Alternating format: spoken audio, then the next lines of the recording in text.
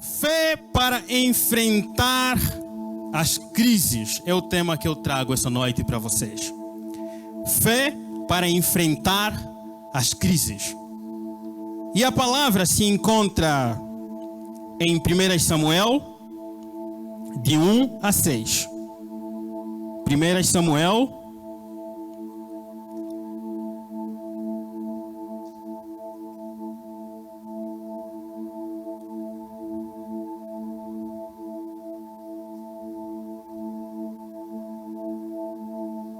1 Samuel, capítulo 30, de 1 a 6. Eu já fui apresentado, né? Meu nome completo é Rafael Fulinga Natércia Ruben. Tem aí um nome que não é português. Fulinga é minha língua paterna, significa força.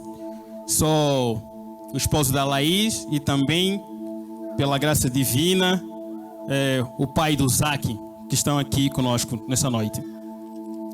Diz assim a palavra de Deus em 1 Samuel 30, de 1 a 6. O tema desse texto é: Davi derrota os amalequitas. Quando Davi e seus soldados chegaram a Ziclag no terceiro dia, os amalequitas tinham atacado o Negueb e incendiado a cidade de Ziclag. Levaram como prisioneiros todos os que lá estavam, as mulheres, os jovens e os idosos. A ninguém mataram, mas os levaram consigo quando prosseguiram seu caminho. Ao chegarem a Ziclag, Davi e seus soldados encontraram a cidade destruída pelo fogo e viram que suas mulheres, seus filhos e suas filhas tinham sido levados como prisioneiros. Então Davi e seus soldados choraram em alta voz até não terem mais forças. As duas mulheres de Davi também tinham sido levadas, Ainoã de Jezreel e Abigail de Carmelo, a que fora mulher de Nabal. Davi ficou profundamente angustiado, pois os homens falavam em apedrejá-lo. Todos estavam amargurados por causa de seus filhos e de suas filhas. Davi, porém, fortaleceu-se no Senhor, o seu Deus. Amém? Davi, porém, fortaleceu-se no Senhor, o seu Deus. Você consegue imaginar essa história que nós lemos? Eles saíram para a batalha e quando voltam, as esposas não estão lá. Tenta viajar no tempo e se coloque no lugar de Davi. Suas esposas, os filhos dos seus soldados foram raptados pelo inimigo. O que passa pela sua cabeça? Será que vão voltar vivos? E se você ler essa história, você vai entender que mais em frente, Deus deu a vitória a Davi. Porque nos versículos posteriores, ele pergunta: Senhor, eu posso atacar esse bando de invasores? Que mais tarde ele encontra um homem egípcio que era servo dos amalequitas e mostra o caminho, e Deus dá a vitória a Davi. Então, essa história que nós lemos, meus amigos, é uma história de crise. Davi e os seus homens estavam enfrentando crises. Meus queridos, quero aqui pedir licença e dizer o seguinte: se eu me pronunciar numa palavra não muito conhecida, perguntem na Laís, tá bem? Ela conhece também o vocabulário angolano. Para viver, nós precisamos de algum segredo? Qual é o segredo do viver? Qual é o segredo do vencer? Por que nós passamos por tribulações? Por que estamos enfrentando esse tempo de Covid-19? A propósito, quantos aqui tiveram Covid-19? Ok, 2, graças a Deus foram curados, estão aqui. O pastor também teve. Eu também tive Covid-19. E como se não bastasse, fui preso. Caí numa armadilha. E se o tempo permitir, eu vou vos contar o que Deus fez na minha vida. Fé para enfrentar as crises. Uma das perguntas que muitas vezes nós realizamos é: será que Deus se esqueceu de mim? Alguém aqui já fez essa pergunta? Por Porque às vezes a vida está tão difícil, você questiona, Deus se esqueceu de mim? Essas e outras perguntas vamos tentar responder durante a nossa ministração. Eu falo... Opa, perdão, desculpe. Vou só ligar aqui o meu cronômetro para não exceder o tempo. Pode colocar aqui de lado, não faz mal, pode colocar aqui. Fé para enfrentar as crises. Nós estamos atravessando momentos muito complicados. Estamos enfrentando esse momento de crise que, através dessa pandemia, o mundo está enfrentando outras várias consequências. Empresas estão falindo. Muitas pessoas estão perdendo emprego. E essa palavra crise, ela significa momento de decisão, de mudança súbita. E eu trago para vocês, meus queridos, 3 tipos de crises. Existem as crises acidentais ou situacionais, as crises de desenvolvimento e as crises existenciais. As acidentais ou situacionais, como o nome sugere, são acidentes da vida. Não pedem licença. Ameaça repentina ou uma perda repentina, como a morte de um ente querido, uma doença súbita. Crente fica doente ou não? E muitas vezes te dão uma notícia de que é uma doença incurável. Isso abala a tua fé, não abala? Dá medo. Distúrbios sociais como guerra ou depressão econômica. Tem também as crises de desenvolvimento. São aquelas que surgem no curso natural do ser humano. Entrada na faculdade, por exemplo. Paternidade. Casamento. Aceitação de críticas e etc. Essas mudanças na vida do homem, no desenvolvimento do homem, acarretam algumas crises. E se você não tem estrutura para suportar, a tua fé é abalada. E por fim também as crises existenciais. Tal como o nome também sugere, elas já existem. Cabe a nós saber gerenciar ou não. Nós envelhecemos, sim ou não? E quando nós envelhecemos, a nossa saúde se mantém a mesma? Não. É o joelho que já não funciona direito, desvio de coluna, e os olhos não conseguem enxergar direito, e assim por diante. São as crises existenciais, velhice, doença incurável e fracasso. A verdade, meus amados, é que essas crises podem gerar dor e sofrimento. As crises nas nossas vidas podem gerar dor e sofrimento. Os tempos que nós estamos enfrentando agora estão gerando dor e sofrimento, sim ou não? Tem muitas pessoas que morreram por causa da Covid. Alguém tem um número aqui de quantas pessoas morreram no Brasil? O número tão grande já que ninguém sabe mais dizer, né? Mas resumindo, são muitas pessoas que perderam a vida por causa da Covid-19. Isso gera dor. Talvez se você não perdeu uma pessoa próxima, você não sinta tanto, mas quando acontece na tua família, a dor é diferente. As crises da vida, não só a Covid-19, assim como perda de emprego. Ontem, uma empresa aérea aqui no Brasil, não sei se vocês conhecem, a Itapemirim, decretou falência. E está um caos nos aeroportos.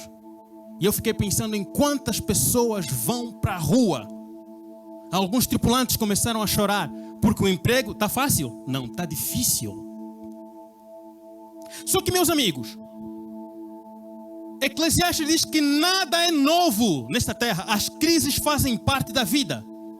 E a diferença é que nós estamos na era da informação. As coisas correm com muita velocidade. Se um edifício muito importante queimar aqui ao lado, em poucos minutos, o outro lado do mundo já sabe o que se passa no Brasil. Doenças fazem parte do mundo desde muito tempo. Então por que nós passamos tribulações? Onde é que tudo começou? A Bíblia relata a história de um casal. E nós conhecemos essa história lá no Jardim do Éden. Adão e Eva. Eles tinham um relacionamento perfeito. com Deus e não tinham problemas até que desobedeceram a Deus. E as consequências são pagas até aos dias de hoje. Vocês conhecem essa história de Adão e Eva? É ali onde as crises começaram. É ali onde os problemas da humanidade começaram. E é nesses momentos de crises que os questionamentos a Deus começam a surgir. Deus, por quê? Por que o Senhor me deixou perder o emprego? Por que o meu cônjuge me trocou por outra pessoa? Por que o Senhor permitiu que essa doença me atingisse? Por que o Senhor não me liberta dos meus vícios? Deus, por que tudo é difícil para mim? São questionamentos que nós realizamos ao andar no decorrer da nossa vida, quando nós enfrentamos as dificuldades, quando nós enfrentamos as intempéries da vida. Em João 16 nós encontramos um diálogo de Jesus e os seus discípulos, onde ele conta aos discípulos que ele iria morrer, mas que no terceiro dia iria ressuscitar. E ele foi contando aos discípulos outras coisas que iriam acontecer na vida deles. Uma história, uma conversa meio depressiva. E Jesus, nós sabemos que ele falava em parábolas, muitas vezes os discípulos não entendiam. Mas no versículo 16 vem um consolo para os discípulos e que também serve para nós também. Eu tenho-vos dito essas coisas que vão acontecer, para que em mim tenhais paz. No mundo tereis aflições, mas tende bom ânimo, porque eu venci o mundo. Amém? E se Cristo venceu, nada, aqui quero incluir as crises da vida, nada pode nos separar do amor de Deus. Não tem nada, absolutamente nada, que pode nos separar de Deus. As crises, vamos ver um pouco mais em diante, o sofrimento da vida tem propósito na vida do cristão. Não é em vão que você passa o que tem enfrentado. Durante a nossa ministração, meus amados, eu vou contar. O tempo não vai permitir para detalhar todos os milagres que Deus fez na minha vida e na minha família. São muitos. Teríamos que levar muito tempo. E se Deus quiser, eu vou ter que escrever um livro para relatar tudo que Deus fez. São muitos. Eu não tenho como olhar para a minha vida. Eu não tenho como olhar para o meu passado e dizer, não foi a mão de Deus. E vocês vão testemunhar comigo. Nada, absolutamente nada, pode nos separar do amor de Deus. Veja essa leitura aqui muito interessante que se encontra em Romanos 8. Que diremos, pois, à vista dessas coisas? Se Deus é por nós, quem será contra nós? Aquele que não poupou o seu próprio filho, antes por todos nós o entregou, porventura não nos dará graciosamente com ele todas as coisas? Quem intentará acusação contra os eleitos de Deus? É Deus quem os justifica. Quem os condenará? É Cristo Jesus quem morreu, ou antes, quem ressuscitou, o qual está à direita de Deus e também intercede por nós. Quem nos separará do amor de Cristo? Será a tribulação? Ou angústia, ou perseguição, ou fome, ou nudez, ou perigo, ou a espada, como está escrito, por amor de ti somos entregues à morte todo dia. Fomos considerados como ovelhas para o matadouro. Em todas estas coisas, porém, somos mais que vencedores por meio daquele que nos amou. Amém? Porque estou bem certo de que nem a morte, nem a vida, nem os anjos, nem os principados, nem as coisas do presente, nem do porvir, nem os poderes, nem a altura, nem a profundidade, nem qualquer outra criatura poderá separar-nos do amor de Deus que está em Cristo nosso Senhor. Aleluia! Nada pode nos separar do amor de Deus. Eu posso ouvir um amém? As crises, meus amigos, podem servir para fortalecer a nossa fé. As tempestades da vida, elas são inesperadas. Uma enfermidade, como eu disse no princípio, um acidente, uma crise no casamento, desemprego e assim por diante. A lista é vária. As crises, elas tornam aquilo que parecia ser administrável numa força incontrolável. Um dia os discípulos estavam com Jesus, servindo, trabalhando, mas isso não os impediu de passarem pelo mar revolto. Eles eram pescadores e conheciam o mar da Galileia. De repente, aquele lago conhecido por eles se tornou um campo inadministrável. Mas Jesus estava com eles no barco. E as ondas atendem ao mandar de Jesus. Então, por que nós enfrentamos dificuldades, meus amigos? Para reconhecermos que somos totalmente dependentes de Deus. Para mostrar que nada foge do controle de Deus. Para nos moldar e fortalecer. Hoje eu posso dizer para vocês, meus queridos, que se eu não passasse algumas vicissitudes na minha vida, não seria o homem que sou. Se não passasse por turbulências, eu não cresceria e também não daria valor às coisas que eu ganhei ao longo do tempo. As crises moldaram a minha vida. Não foi em vão que eu passei, o que Deus permitiu na minha vida. Assim como não é em vão o que você tem enfrentado.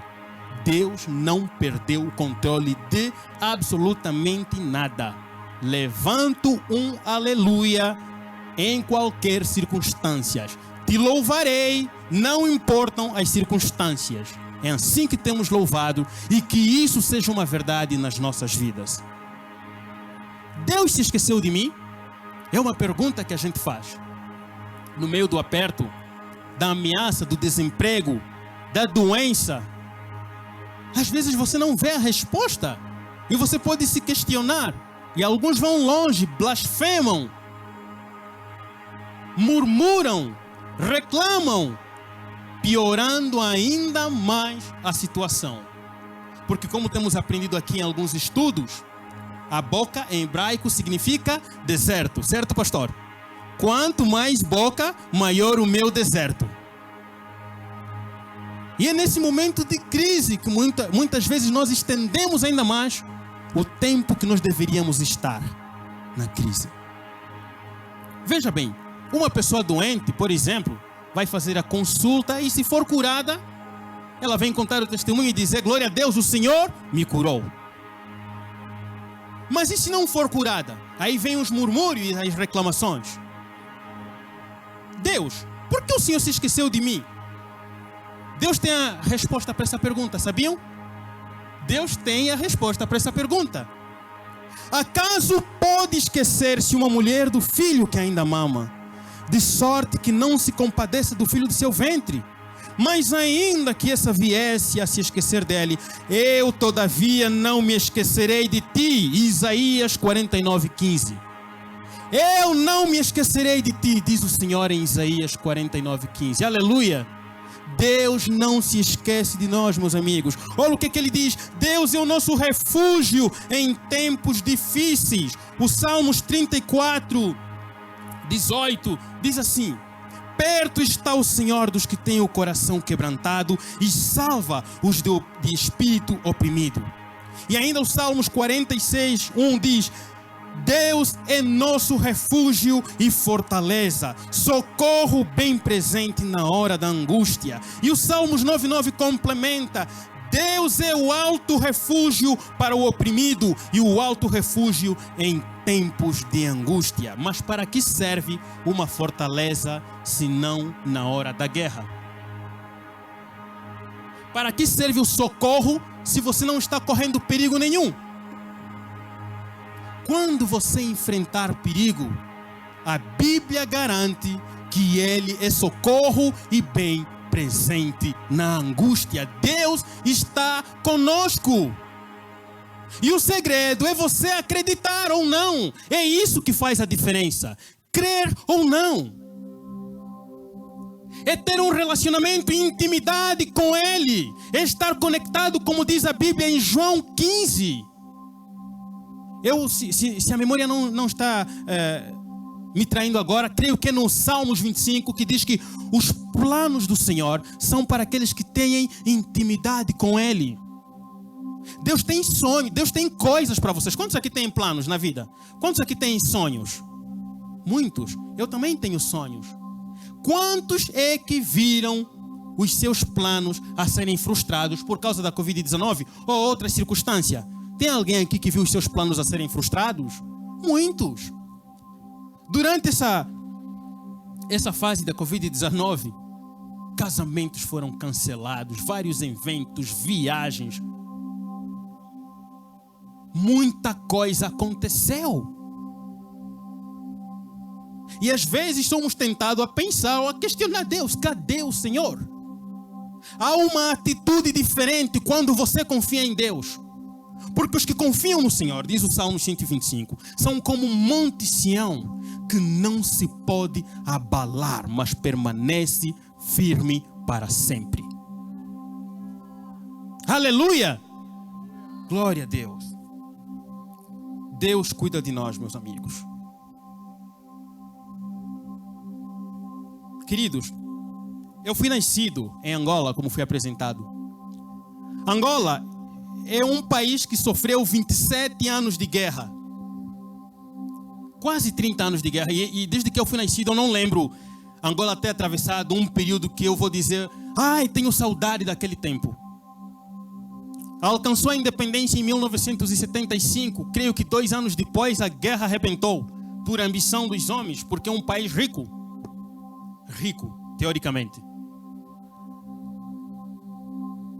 Na verdade, a riqueza produz riqueza para algumas pessoas e deixa a maioria de lado. Durante muito tempo só existiam 2 classes, a baixa e a alta. Não tinha classe média. E aquilo que nós enfrentamos, eu não desejo nem um dia. Um país em guerra é um país com fome, com muitas mortes, sem desenvolvimento, sem perspectiva. E eu fui nascido nesse país em guerra. Mas, queridos, é cada milagre que aconteceu, é cada milagre que acontece naquele continente africano, para quem acredita, que mostra que Deus está no controle das circunstâncias, que Deus está no controle de todas as coisas, não importam as circunstâncias. E Angola é dividida por províncias. Aqui o Brasil é dividido por estados. Estado do São Paulo, do Rio de Janeiro e assim por diante. Angola é dividida por províncias. Província de Luanda, de Benguela. E eu fui nascido na província do Cuando Cubango. A minha terra é chamada de fim do mundo.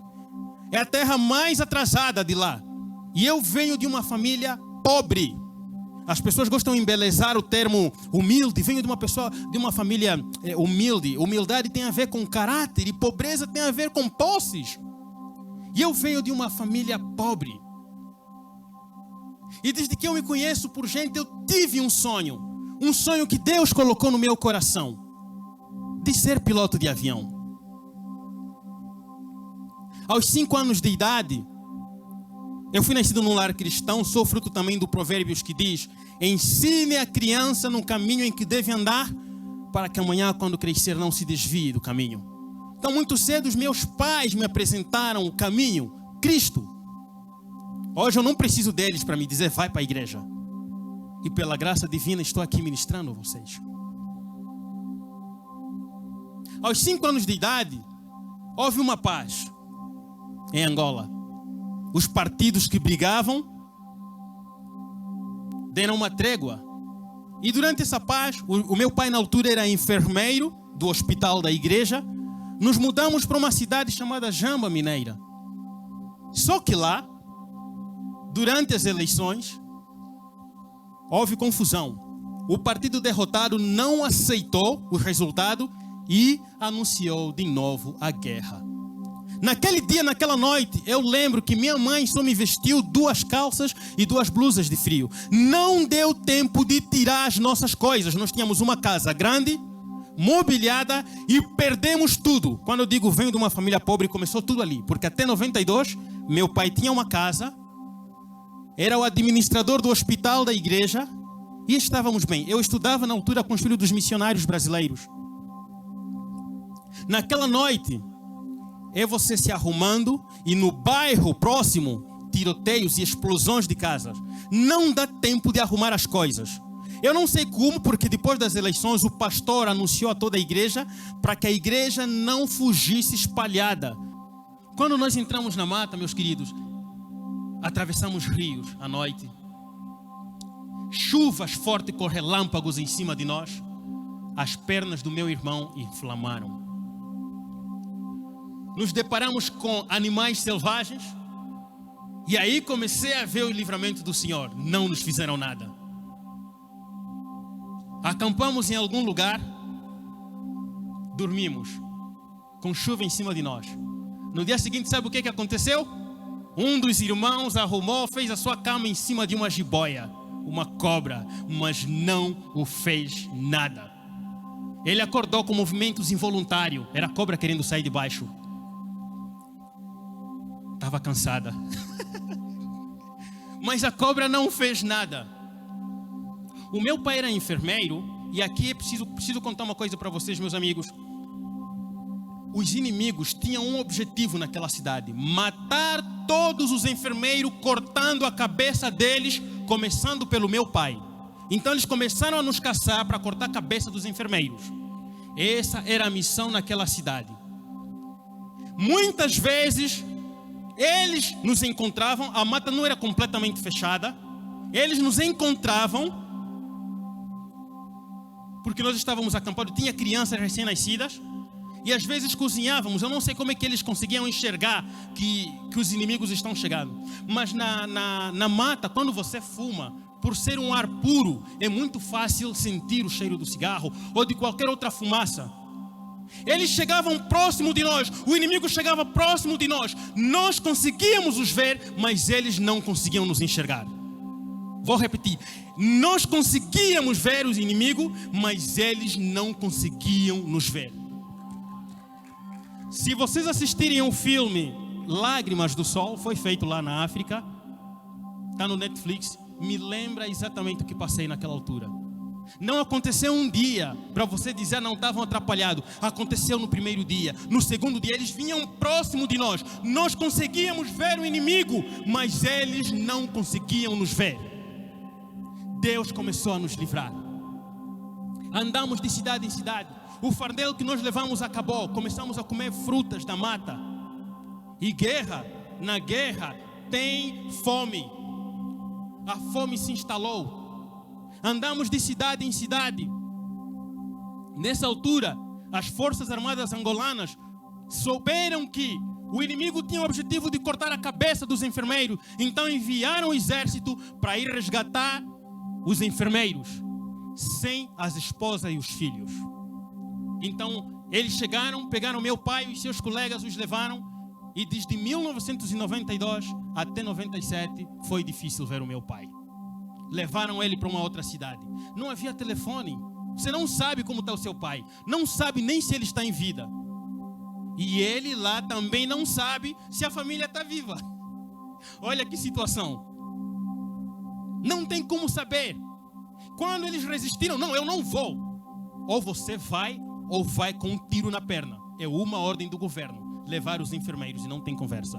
Eles levaram o meu pai e os seus colegas na força. Chegamos numa cidade chamada Lubango em 1900. Nem lembro dessa parte, na verdade. Mas chegamos no Lubango e lá o meu pai, por causa de um irmão na igreja, perdeu o emprego, foi demitido. Já estávamos em guerra e o meu pai perdeu o emprego. Então a fome se instalou. Aí eu soube de verdade o que é fome. E pela primeira vez aos 10 anos eu comi pão do lixo. Mas não é lixo que você vê um container assim bonito, pintado, lixo. Era aquela mistura de lixos orgânicos com recicláveis, com lama e capim. Estava lá um pão amassado. Eu e o meu irmão fomos comer aquele pão e as pessoas gritavam: não vai ali, tem lixo, meu Deus, aí não. Eu fui e peguei aquele pão, porque o instinto de sobrevivência falava mais alto. Desde aquela data eu comecei a comer caroços de maçã que as pessoas comiam e jogavam no lixo. Sabe, as pessoas comiam, eu esperava alguém comer uma maçã, e eu esperava, quando ele jogava, e as pessoas lá não jogavam nos containers, era na terra mesmo, na areia. Eu pegava, limpava e consumia aquilo. Em 1997, meu pai conseguiu um emprego. Ele tinha um sonho, ser médico, mas por causa dos filhos ele se tornou jornalista. É a porta que apareceu e até hoje é jornalista. Ele conseguiu um emprego na minha cidade natal, então nos voltamos para o Kwando Kubango, para Menongue. E o meu sonho de ser piloto estava presente. E tem uma coisa que me marca na vida dos meus pais, é a fé deles. Eu nunca vi minha mãe murmurar. Eu olho para ele e digo, isso é impressionante. Não murmuravam mesmo com fome. Há uma coisa que sempre estava presente no meu pai, louvor, mesmo com fome. Não tínhamos o que comer, pegava o violão e ele cantava. E aí estava todo mundo cantando também. Uma vez minha mãe chegou para o meu pai e disse, olha, não dá mais. Não estamos aguentando. Eu não estou aguentando essa vida. Não tem nada para fazer. Meu pai disse, tenha fé, tenha esperança. Deus não se esqueceu de nós. Está a chegar o dia em que Ele vai mudar a nossa história. Queridos, eu dormi no chão. Se fosse num tapete como esse, eu daria glórias a Deus. Eu dormi em chão desequilibrado, com tapetes, com papelões. E eu não tenho vergonha de contar isso, porque eu não esqueço onde Deus me tirou. Os cobertores que eu dormia, um dia meu pai já esteve aqui, e ele vai voltar, vocês podem perguntar para ele. O cobertor que eu dormia, os cobertores eram podres, tinham vermes, bichos. E eu tive a sorte, quando algumas famílias começaram a desenvolver, eu tive a sorte de estudar com filhos de governantes, de governadores. Era só mesmo sorte, porque eu estudei sem amigos. As crianças fugiam de mim, não queriam ficar comigo. Na hora do lanche, as outras crianças iam a outro canto, porque eu não tinha com o que contribuir. Era tão difícil. Eu cheguei para minha mãe e disse, mãe, quero desistir, não dá. Não dá, mãe, estudar sem amigos, ficar sem amigos está difícil. E minha mãe disse, fica calmo, filho, Deus está vendo, Deus vai mudar a nossa história, não desista. O uniforme escolar em Angola é um jaleco branco. Sabe, tipo aqueles dos enfermeiros, dos médicos? Sabe qual era o meu uniforme? Era o jaleco de enfermagem do meu pai. Zoavam de mim e diziam que era um padre em miniatura, porque o jaleco chegava até aqui no pé. Mas era o que tinha. Meu pai não tinha dinheiro nem para comprar o uniforme para mim. Quando eu cheguei no ensino médio, os professores gostavam de nos perguntar quais eram os nossos sonhos, os nossos propósitos. E muitos contavam e diziam, eu quero ser médico, engenheiro. Quando chegava na minha vez eu contava, quero ser piloto de avião. As pessoas riam de mim. Um colega chegou para mim e disse assim, você não vai ser nada nessa vida. Você não vai ser nem aqueles meninos que limpam o avião. Você está cheio de doença nesse corpo, dizia ele para mim. E os meus colegas zombavam de mim, riam. Eu disse para ele, eu tenho um Deus. Se Ele quiser, eu serei piloto de avião. E serei muito mais do que isso. Olhei para a turma e disse, quem viver, verá. E o tempo foi passando. Terminei o ensino médio sem recursos. Não tinha dinheiro. Mas tem uma coisa que marcou minha vida, que marcou minha família. Minha família é família de oração. Durante a vida toda, sempre, até hoje, quando eu apresento um problema diante do meu pai, pai, estou enfrentando isso. Filho, vamos entregar nas mãos de Deus. Deus sabe como nos livrar dessa situação. Eu ia no aeroporto, apreciando os aviões e orando. Aos 14 anos eu fiz uma oração. Eu disse assim, Deus, eu nunca te vi. E hoje quero determinar que eu não preciso te ver fisicamente, mas eu quero firmar um acordo com o Senhor. Eu vou confiar em Ti independentemente das circunstâncias. Eu não preciso te ver para confiar em Ti. Eu tinha 14 anos e estava sozinho na mata orando. Entregando tudo nas mãos de Deus. O meu pai foi promovido de uma forma milagrosa. Na altura, para ser promovido no emprego dele, era preciso ter a faculdade. Era o mínimo. Meu pai não tinha faculdade quando foi promovido. O ex-chefe dele escreveu um testamento. Quando eu for exonerado ou demitido, o único que pode me substituir é o Arão Ruben. É o único. Meu pai não sabia disso. Foi surpreendido. E com essa promoção, a nossa família começou a mudar aos poucos.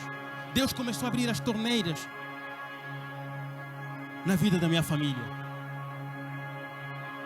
De tanto pensar onde tirar os recursos e não ter, eu comecei a ter sintomas físicos de ansiedade. Eu não conseguia respirar direito. O meu peito doía, porque eu era muito ansioso. Não tinha onde tirar os recursos. Na altura, o curso de pilotagem em Angola, talvez seja pouco para você, mas para mim era muito, e até hoje continua sendo muito. Na altura, o curso de pilotagem em Angola estava $54 mil. Detalhe, uma vez eu encontrei o filho de um piloto e perguntei para ele, eu disse: olha, tu és o filho de um piloto, podes me dizer como é que eu faço? Me passa pelo menos o contato do seu pai. Ele disse para mim: olha, se você vivesse em Angola até seria fácil, mas como vives no Kwano Kubango, na terra do fim do mundo, pilotagem é impossível para você. Ele disse isso para mim. Vale lembrar que até na igreja os jovens duvidavam de mim. Não só duvidavam, como me chamavam de louco e diziam que seria impossível para mim.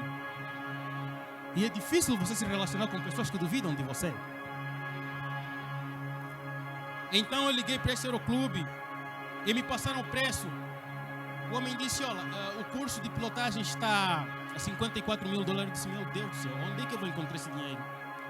Eu perguntei: como é que eu faço para ser piloto? E ele disse para mim: pode ser comissário de voo. Eu perguntei: o que é isso? Ele me explicou: são os rapazes que trabalham dentro dos aviões. E eu perguntei: quanto custa esse curso? E ele disse para mim: este está $5 mil. Eu disse: apesar da pobreza, creio que se toda a família se juntar, creio que vamos conseguir.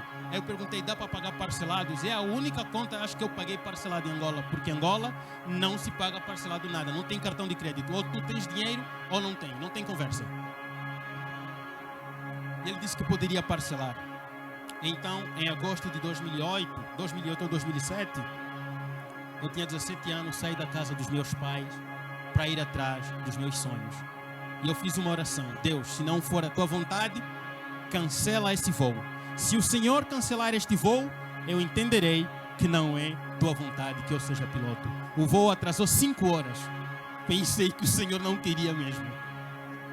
Quase voltando para casa, vimos o avião pousar. Então me mudei para Luanda. Quando lá cheguei, me apresentei na escola. E o homem disse: poxa, vieste mesmo, tu és ousado. Geralmente naquela terra não sei jovens que sonham. Seja bem-vindo. E aí ele me recomendou: vá fazer os exames médicos na Clínica Médica Aeronáutica. E só depois de aprovado, se verem que você tem condições de ser tripulante, você vai fazer o curso. Meus amados, agora é que Angola tem estado a mudar, mas Angola também tinha problemas raciais. Os melhores empregos eram para os mulatos. Mulatos aqui no Brasil são pardos, não é isso? Exato. Eram para os brancos e mulatos. Nos bancos, nas empresas aéreas. Era muito difícil encontrar negros. Então eu fui para aquela clínica e o dono da clínica é um português, que já não gosta dos angolanos, não gosta de negros. Era um português o dono. Era um português. Ele me deu uma olhada do tipo assim: está reprovado. Eu cheguei naquela clínica, ele me olhou para a cabeça dos pés, da cabeça até os pés. Eu disse: meu Deus, por que ele me olhou assim? E eu comecei a tremer. Eu vi moças bonitas, pessoas lindas a saírem reprovadas. Eu disse: Deus, olha, essa menina está sendo reprovada. Essa tem tudo para ser assistente de bordo. Esse jovem tem tudo para ser assistente, para ser comissário de voo. O que eu estou aqui fazendo? E Deus falou ao meu coração: eles têm tios generais, eles têm pais governadores, mas tu me tens a mim, Deus dos deuses e Senhor dos senhores. Vai, porque eu sou contigo. Detalhe: eu cheguei nessa altura com 16 anos e tinha 57 quilos. Eu era magro, é uma forma chique, eu estava desnutrido. Tinha que ter o peso mínimo para ser tripulante. Então eu estava naquela clínica e eu cantava: jovens, lembrem-se de uma coisa, há poder na oração e há poder no louvor. Nunca deixem de louvar. Até hoje, quando uma situação complicada vem na minha vida, sabe o que eu faço? Eu pego o violão e começo a cantar e grito mais alto e as muralhas caem em si. Estava eu naquele dia cantando: eu tenho um tesouro, eu tenho sim, eu tenho um tesouro dentro de mim. Este meu tesouro tem muito valor. Este meu tesouro é Jesus Cristo, meu Salvador. E comecei a cantar esse louvor na medida em que os médicos passavam, em que eu fazia passava de testes a testes. No dia em que eu fui fazer o eletrocardiograma, eu cheguei naquela clínica de short. E a enfermeira olhou para mim e disse: vais reprovar. Angola é um país formal. Se você chegar de short num banco, não te deixam entrar. Eu cheguei lá de short e ela disse: tens que... A minha casa era distante da clínica. E lá também tem muitos carros, tem engarrafamento. Já estava acima da hora. Ela disse: tens que voltar e buscar uma calça. Ou então, quando o dono dessa clínica te ver, você vai estar reprovado. Eu cheguei na paragem, já tinha um carro à minha espera. Entrei, quando cheguei em casa, vesti. Voltei, tinha carros à minha espera. Eu só sei, eu não lembro quantos minutos levei, mas cheguei no horário certo para ser atendido. Com o coração disparando a 1000, fiz o teste de eletrocardiograma. E aquele gráfico poderia estar louco, porque eu estava suando. Assim que fiz os testes, passando uma semana, a enfermeira daquela clínica ligou para mim: Rafael, vem aqui na clínica. Eu disse: pronto, será que deu algum problema? Eu já tinha extraído o dente. Os tripulantes têm que estar com os dentes impecáveis. Eu não me alimentava direito. Quando cheguei naquele dia na clínica, a enfermeira disse exatamente essas palavras: Rafael, o teu caso é um milagre. Nunca apareceu aqui alguém que está tão saudável como você. Parabéns, você pode ser comissário de voo. Então saí dali. Fui apresentar, eu liguei para minha mãe: mãe, passei nos exames médicos. Minha mãe disse: filho, quem é que te ajudou? Eu disse: mãe, nós temos um Deus, é Ele que me ajuda. Voltei para casa, me matriculei no curso de comissário de voo. Eu fiz. Depois que terminei, eu espalhei o meu currículo em tudo que é empresa aérea, menos uma, TAG, Linhas Aéreas de Angola, a principal, a número 1. Acho que é como se fosse a Latam. A principal aqui é a Latam, certo? Na altura era a TAM, era governamental. Exato. A TAG é Linhas Aéreas de Angola, é a empresa aérea estatal do governo de Angola. Eu não entreguei nessa empresa o meu currículo porque é muito difícil entrar nessa empresa. Você tem que ter um QI muito elevado. Quem indica? Claro que não é coeficiente de inteligência. E eu não tinha quem me indicar. Então não entreguei. Eu não estava entendendo que Deus queria da minha vida coisas melhores e maiores. E eu estava procurando as coisas pequenas e menores para a minha vida. Fui espalhar o currículo em tudo que é empresa aérea. Nenhuma chamava durante 6 meses. Então, num belo dia, a TAG publicou no Jornal de Angola que estava precisando de comissários de voo. Os irmãos da igreja ligaram para mim: Rafael, tenta pelo menos. Eu disse: não, é muito difícil. Eu fui no penúltimo dia. Gente, era uma enchente de pessoas, muitos jovens tentando entrar para aquela empresa. Eu estava lá atrás, no fundo. Quando eu olhei para aquela multidão, eu me senti derrotado pela multidão. Voltei para casa derrotado. E quando cheguei em casa, Deus me perguntou: por que você voltou? Assim como eu falo literalmente com vocês, eu comecei a abrir a minha boca e a falar na sala: Senhor, não viste? Era um pai puxando a filha, era um tio puxando a sobrinha. Quem é que eu tinha lá para me pôr dentro daquela empresa? E mais uma vez Deus falou para mim: eu sei que você tem medo, eles têm pais e tios, mas você me tem a mim, Deus dos deuses e Senhor dos senhores. Volta, porque eu sou contigo. E voltei no último dia que aquela empresa estava chamando. Eu cheguei às 10 horas da manhã. Tinha gente que estava ocupando o lugar desde as 5 da manhã. E eu estava lá atrás. De repente, uma voz no meu coração: não fique parado, se mexa, vá até lá em frente. E eu comecei a ir para lá. Quando cheguei no segurança, eu disse para ele: deixe-me passar. Ele olhou para mim e disse: você acha que eu vou te deixar passar? No meio de tanta multidão que está aqui, no meio de todos esses jovens tentando entrar, você acha que eu vou deixar você passar? Não vai entrar. E eu disse para ele: se você não me deixar entrar, detalhe, para entrar naquela empresa, você tinha que colocar o seu nome numa lista, tentar colocar o seu nome na lista para ele fazer a chamada. Até você colocar a caneta, vem um invejoso e rasga o papel. Eu disse: dessa forma eu não vou conseguir entrar. Então comecei a conversar com aquele segurança: deixe-me passar. E ele dizia: eu não vou deixar você passar. Então comecei a conversar com ele: Se você não me deixar passar, eu vou no Instituto Nacional da Aviação Civil, eu vou te denunciar porque esses vieram para ser comissários de voo. Eu sou o comissário de voo. E comecei a falar. Ele disse para mim, você fala demais, entra. Nossa, não acreditei. Quando eu entrei, as minhas pernas começaram a tremer, porque eu realmente não acreditei que aquela porta foi aberta para mim. Eu comecei a tremer, e para piorar, fui de escada em vez do elevador, quase caí de tanto tremendo.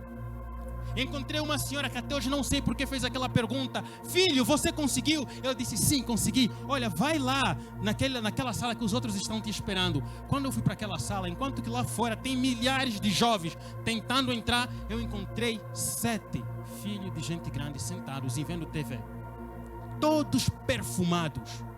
E lá estava eu tremendo, cheirando sabonete, representando a Nívea, mas estava lá. E eu comecei a tremer, louvando a Deus. E nos chamaram para entregar os documentos no gabinete da diretora dos recursos humanos. Eu levei até documentos desnecessários dos cursos que eu tirei na igreja, curso de homilética, curso que não tem nada a ver, levei. Só para garantir que não me mandem embora. Entreguei aqueles documentos. E haviam algumas pessoas que aquele corredor é extenso. Nunca mais vi aquelas pessoas até hoje. Olhavam para mim e diziam, vai dar tudo certo, mantenha calma, vai dar tudo certo. Ando à procura daquelas pessoas, nunca mais as vi. Entrei naquele gabinete, entreguei os documentos e eu disse, Deus, a minha parte eu fiz, o impossível pertence ao Senhor. Voltei para casa. Quando eu saí, havia pancadarias lá fora, luta porque as pessoas tentavam entrar naquela porta. E eu saí e fui para casa. Eu tenho o hábito de acordar e ter um momento devocional com Deus. Todos os dias eu faço isso. Naquele dia, eu peguei o violão e comecei a cantar justamente essa música.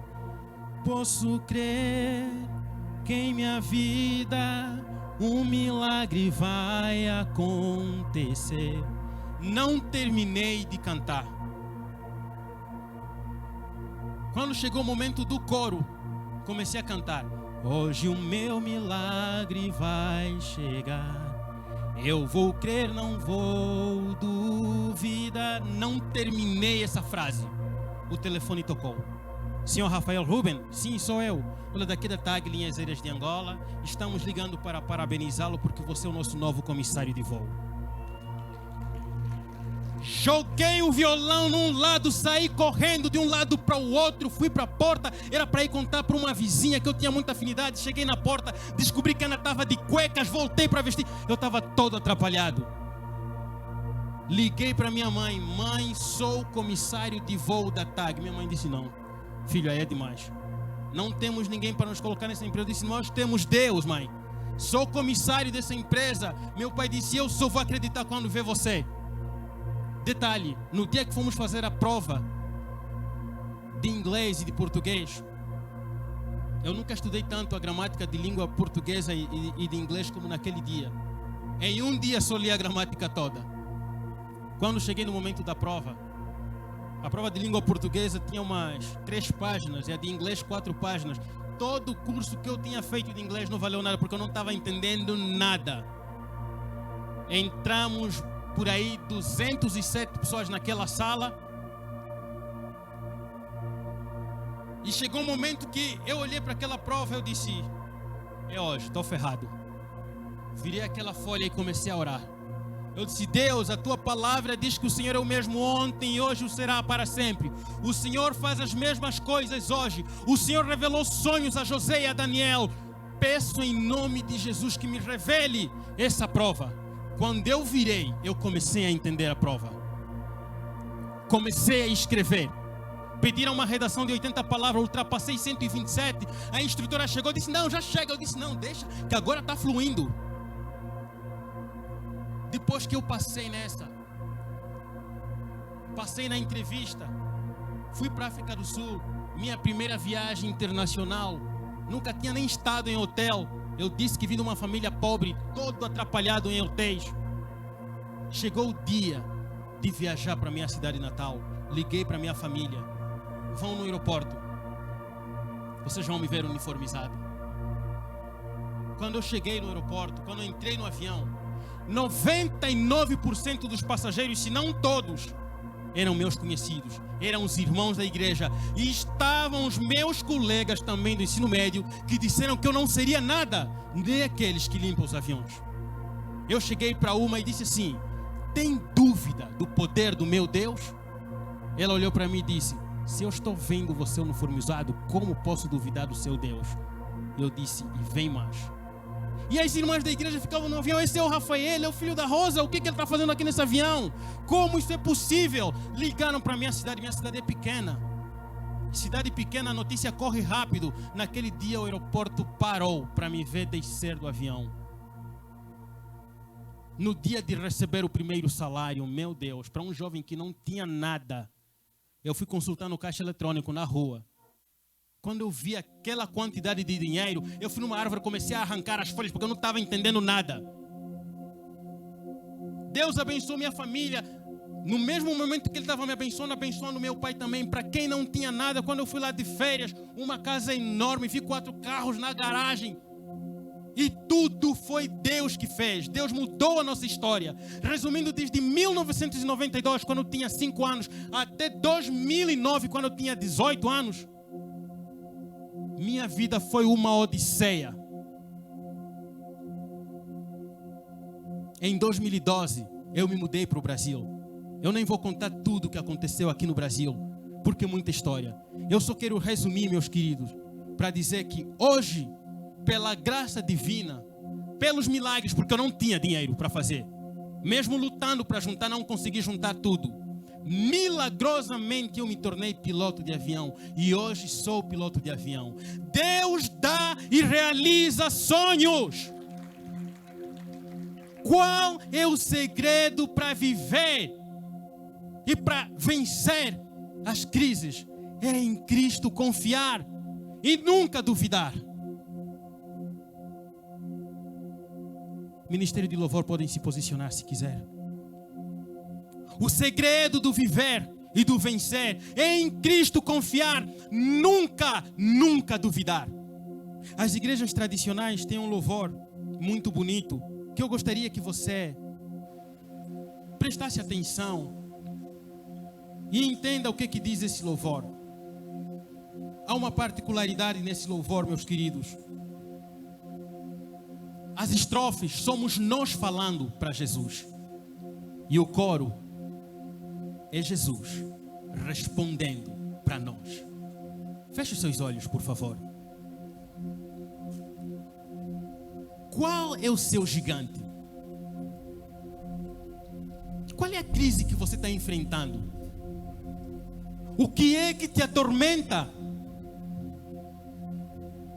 O que é que te causa pânico? Qual é o seu medo? Deus está no controle de tudo. Eu quero que nessa hora você traga aqui agora o seu medo. Traga aqui nesse momento o seu problema. Traz a memória. Traz aqui nesse lugar. E nós vamos converter e ser capazes de dizer aquilo que Jeremias também disse. Quero trazer à memória aquilo que me pode dar esperança. O que é que você tem trazido à memória? Diz a palavra de Deus: lançando sobre Ele toda a vossa ansiedade, porque Ele cuida de vocês. Deus cuidou de mim e realizou os meus sonhos. E hoje eu posso falar com toda firmeza, com ousadia, que Deus dá e realiza sonhos. Jeremias 29:11. Eu bem sei que planos tenho a vosso respeito, planos de paz e não de mal, para vos dar o fim que vocês desejam. Deus tem planos perfeitos para vocês. As coisas nem sempre acontecem como nós planejamos. Aliás, queridos, e graças a Deus por isso, porque se acontecessem, hoje eu não estaria aqui nesse lugar. Eu não estaria aqui se todas as respostas de Deus para a minha vida fosse sim a cada petição que eu fiz. Eu não estaria aqui. Eu olho para alguns pedidos que eu fiz, olho as coisas como estão acontecendo e digo: Deus, obrigado por ter me dado não naquele momento, Obrigado por não ter respondido naquele momento, porque eu iria me perder. Deus tem planos maravilhosos para as vossas vidas, jovens. Todo aquele que ouve essas minhas palavras, diz Jesus em Mateus 7, todo aquele que ouve essas minhas palavras e as pratica, esse texto aqui vale a pena ler. Não se preocupe com o tempo, querido. Essa parte vale a pena ler. Presta atenção no que Jesus diz. Por que eu digo isso? Porque nós estamos construindo, nós somos construtores. Nós estamos construindo namoros, nós estamos construindo sonhos, estamos construindo nossas casas, estamos construindo nossos projetos. Só que sabem o que é triste? Muitos jovens estão construindo na areia. E quando vem a crise, o que construiu não subsiste. Porque não tem base, não tem princípio, não tem fundamento. Quais são os princípios que norteiam a tua vida? Quais são os princípios que norteiam o teu casamento? É a Bíblia ou são os conselhos do mundo? Salmo 1. Feliz é o homem que não anda segundo o conselho dos ímpios. Antes tem o seu prazer na lei do Senhor, e nessa lei medita de dia e de noite. O mundo tem também conselhos para a tua vida. E muitos jovens seguem os conselhos do mundo. Não consultam a Deus, não têm intimidade com Deus, não estão conectados à videira. E quando vem a tempestade, a casa cai. A casa caiu? Não se preocupe, construa uma nova. Só que dessa vez, construa a casa baseado na rocha. E essa rocha é Cristo. Construir baseado na rocha é construir baseado na palavra de Deus, porque Jesus e a palavra são um. Olha o que Jesus disse: todo aquele que ouve estas minhas palavras e as pratica, será comparado a um homem prudente que edificou a sua casa sobre a rocha. E caiu a chuva, transbordaram os rios, sopraram os ventos e deram com ímpeto contra aquela casa, que não caiu, porque fora edificada sobre a rocha. Quando você está edificado sobre a rocha, você não cai por causa da Covid-19. Você não cai por causa do desemprego. Nada nos separa do amor de Deus, como nós vimos no princípio. Nada, não, você está firme. Os que confiam no Senhor são como o monte Sião, são como pessoas que estão firmes na rocha, não se abalam, permanecem firmes para sempre. E é isso que Deus quer para você. Veja agora, se você construir em 2022 uma casa, um namoro, um sonho que não esteja edificado na rocha, veja o que vai acontecer. E todo aquele que ouve estas minhas palavras e não as pratica, será comparado a um homem insensato que edificou a sua casa sobre a areia. E caiu a chuva, transbordaram os rios, sopraram os ventos e deram com ímpeto contra aquela casa, e ela desabou, sendo grande a sua ruína. Construa os seus sonhos, os seus projetos, o seu namoro, baseado-se na rocha. Se a base não for Cristo, não levante essa casa. Jovens, prestem atenção. Se a base não for Cristo, cai fora. Porque eu disse, e está escrito, Eclesiastes nos garante que nada é novo debaixo da terra. As crises existem desde muito tempo. Não pense que 2021 é o fim de crises. Não é o mundo que tem que mudar, é você. Se nós não estivermos baseados na rocha, quando as crises vierem de novo, nós vamos desabar. Olha esse louvor que eu disse. As estrofes somos dois falando e Jesus é respondendo. Nessa hora eu quero que você traga o seu medo. Traz aqui o seu medo, traz aqui o seu gigante. Sabe por quê? Porque ele vai cair hoje. Jesus está nesse lugar. Aleluia. Porque nós estamos reunidos em nome dele. E onde ele está, tudo se transforma. Traz aqui o seu gigante. Ele vai cair. Assim como Davi olhava para Golias e dizia: hoje o Senhor te entregou nas minhas mãos. Eu quero que você diga o seu problema. Hoje você vai cair. Presta atenção. Eu vou louvar, vou cantar esses trechos. Nós falando para Jesus e o coro respondendo. O mestre, o mar se revolta, as ondas nos dão pavor. O céu se reveste de trevas, não temos um Salvador. Não se te dá que morramos, podes assim dormir. Se a cada momento nos vemos, sem prestes a submergir. Presta atenção na resposta de Jesus. As ondas atendem ao meu mandar, sossegai, sossegai, seja o encapelado mar, a ira dos homens, o gênio do mal, tais águas não podem a não tragar, que leva o Senhor, Rei dos céus e o mar.